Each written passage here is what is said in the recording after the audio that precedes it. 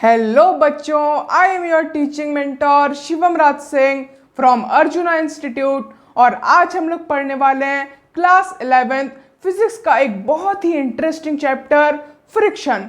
सो students, इस lecture के अंदर मैं आपको फ्रिक्शन से रिलेटेड सारे कॉन्सेप्ट्स के साथ डील करूंगा और इस लेक्चर के देखने के बाद आपके फ्रिक्शन से रिलेटेड सारे डाउट्स हो जाएंगे बिल्कुल क्रिस्टल क्लियर। बस आपको इस लेक्चर को पूरा देखना है और अगर आपको ये लेक्चर पसंद आए तो इस वीडियो को लाइक और हमारे चैनल को सब्सक्राइब भी जरूर से कर देना है। तो चलिए बिना किसी देरी किए हमारे इस लेक्चर को स्टार्ट करते हैं। सो बच्चों, सबसे पहले हम लोग जान लेते हैं कि फ्रिक्शन फोर्स एक्चुअली होती क्या है। So it is apply when two bodies are in contact and the bodies of two object are rough. समझ में आया? नहीं आया ना? चलिए मैं समझाता हूँ। तो फ्रिक्शन फोर्स बेसिकली एक ऐसी फोर्स होती है जो कि दो बॉडीज के बीच में लगती है। अब इससे पहले भी हमने एक ऐसी फोर्स के बारे में पढ़ा था जो कि दो बॉडीज के बीच में अप्लाई होती है। उस फोर्स का क्या नाम था? उसका नाम था नॉर्मल फोर्स या फिर नॉर्मल रिएक्शन, जो कि कोई भी दो बॉडीज के बीच में अप्लाई होती है और दो बॉडीज को एक दूसरे से दूर करने की कोशिश करती है। अब इसका एग्जाम्पल अगर हम लोग देखना चाहें तो जब कभी भी हम किसी बुक को एक टेबल के ऊपर रखते हैं तो उस बुक एंड उस टेबल के बीच में एक फोर्स लगती है जिससे वो जो टेबल होती है वो उस बुक को अपने ऊपर से हटाना चाहती है, जिसके वजह से वो उस बुक के ऊपर एक फोर्स लगाती है जो कि नॉर्मल फोर्स होता है या फिर नॉर्मल रिएक्शन भी कह सकते हैं। तो इस वर्ल्ड के अंदर में हर दो बॉडीज के बीच में नॉर्मल फोर्स लगती है और सेम उसी तरीके से होती है हमारी फ्रिक्शन फोर्स भी। बट फ्रिक्शन फोर्स हर दो ऑब्जेक्ट्स के बीच में नहीं लगती है। इसका एक स्पेशल क्राइटेरिया होता है कि अगर कोई भी दो बॉडीज का जो सरफेस है वो रफ है तभी फ्रिक्शन फोर्स उनके ऊपर अप्लाई हो सकती है। फ्रिक्शन फोर्स बेसिकली एक कांटेक्ट फोर्स होती है जो कि जब कोई दो ऑब्जेक्ट कांटेक्ट में रहते हैं तभी ये अप्लाई होती है। और ये जो फ्रिक्शन फोर्स होती है ये ऑलवेज अपोज करती है रिलेटिव मोशन को किसी भी दो बॉडीज के बीच में या फिर रिलेटिव मोशन की टेंडेंसी को। मतलब कि जब भी कोई ऑब्जेक्ट मोशन करने वाला होता है या फिर मोशन करने की टेंडेंसी रखता है या फिर मोशन हो रहा होता है तो उस टाइम पर उसे अपोज करने के लिए, ऐसा रोकने के लिए कि मोशन उस बॉडी के अंदर ना हो, उस बॉडी के अंदर अप्लाई होती है फ्रिक्शन फोर्स जो कि उस बॉडी को मूव करने से रोकती है।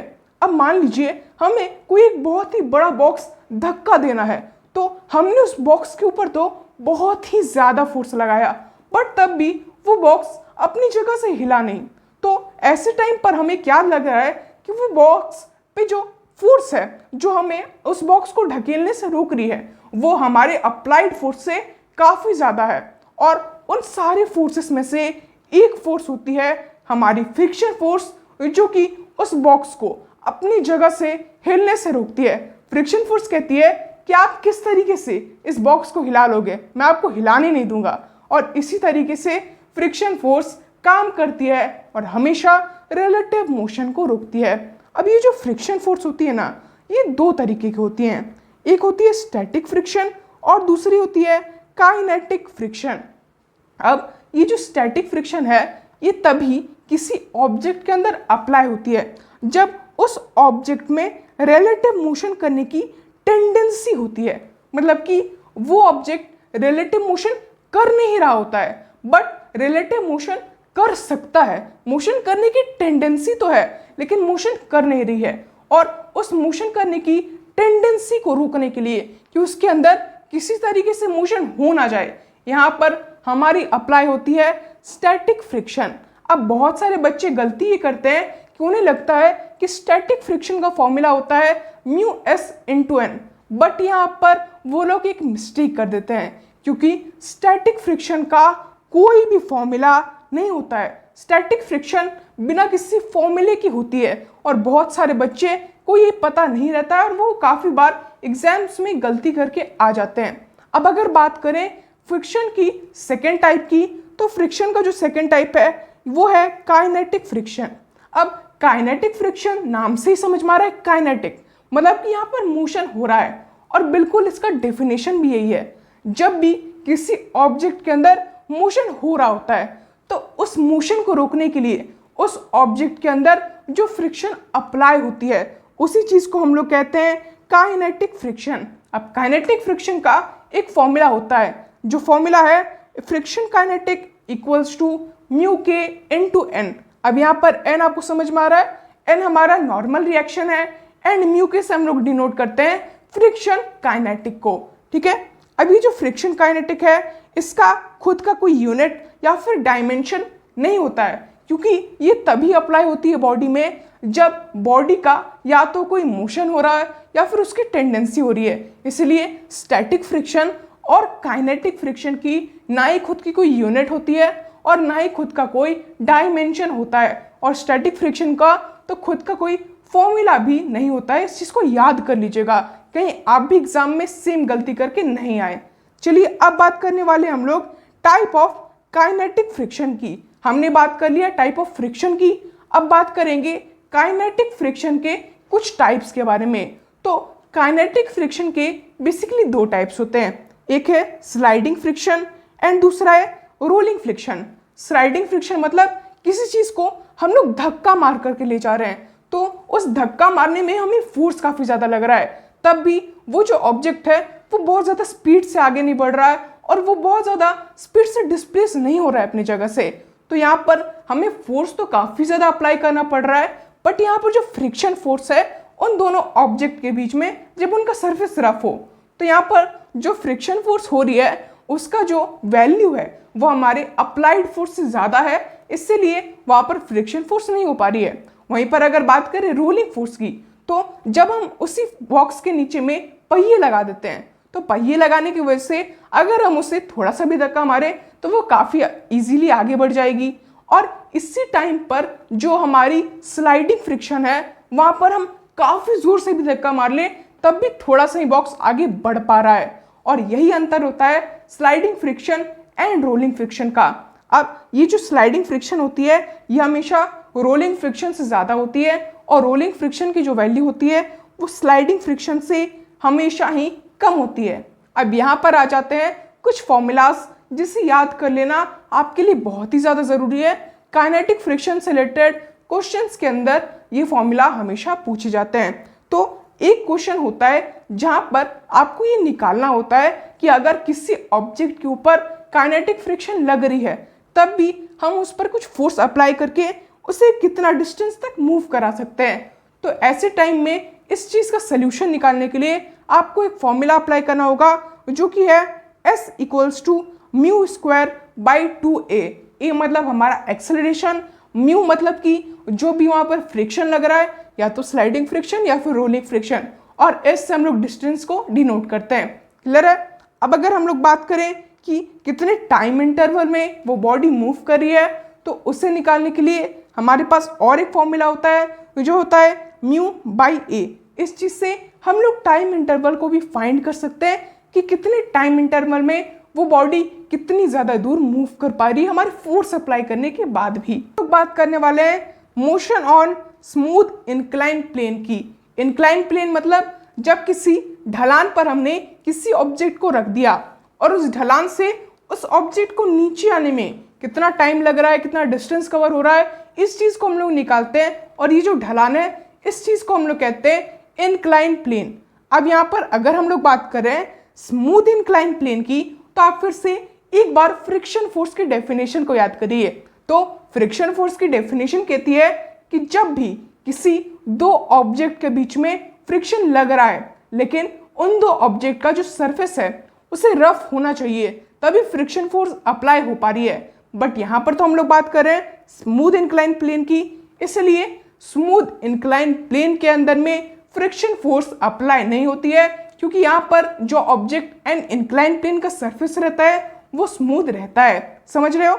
चलिए अब देख लेते हैं कि इस सिचुएशन में हम लोग किस किस तरीके से हमारे अलग अलग फॉर्मूलाज को पुट करके अलग अलग सोल्यूशन निकाल सकते हैं, और बोर्ड्स के अंदर में, नीट जेईई के अंदर में आपको किस तरीके से इन सबसे सब्जेक्ट से क्वेश्चंस पूछे जा सकते हैं। तो अगर हम लोग बात करें एक्सेलरेशन की, तो जब भी हम किसी ऑब्जेक्ट को एक इंक्लाइन के ऊपर रखते हैं तो सबसे पहले बात कर लेते हैं कि इसमें फोर्सेस कौन कौन अप्लाई हो रहे हैं।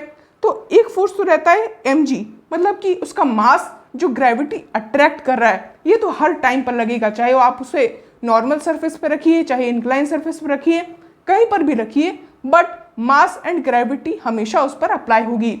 दूसरी और एक फोर्स उस पर लगेगी जो कि नॉर्मल रिएक्शन की है, क्योंकि ये तो चाहे स्मूथ रहे चाहे रफ रहे, हर सरफेस पर नॉर्मल रिएक्शन लगती है। और दूसरा है ma का, मास इंटू एक्सेलरेशन का, और एक जो वो नीचे जा रही है स्पीड से, वो लगेगी। अब ये जो mg होता है, इसके हमने दो कंपोनेंट्स के बारे में पढ़ा है, एक mg cos थीटा एंड एक mg sin थीटा। तो mg sin थीटा इस साइड में लगेगी और जो हमारी mg cos थीटा है वो इस साइड में लगेगी। mg cos थीटा हमेशा पैरेलल होती है हमारे मास की, और mg sin थीटा हमेशा परपेंडिकुलर होती है हमारे मास की। ये याद होना चाहिए आपको, तभी जाकर के आप इस टाइप के क्वेश्चंस को सॉल्व कर सकते हैं। तो अब अगर बात करें हम लोग एक्सेलरेशन की, तो एक्सेलरेशन का फॉर्मूला होता है E = g sin theta. G हमारा ग्रेविटी है, और ग्रेविटी का वैल्यू आपको याद रहना चाहिए, बहुत ही ज़रूरी है।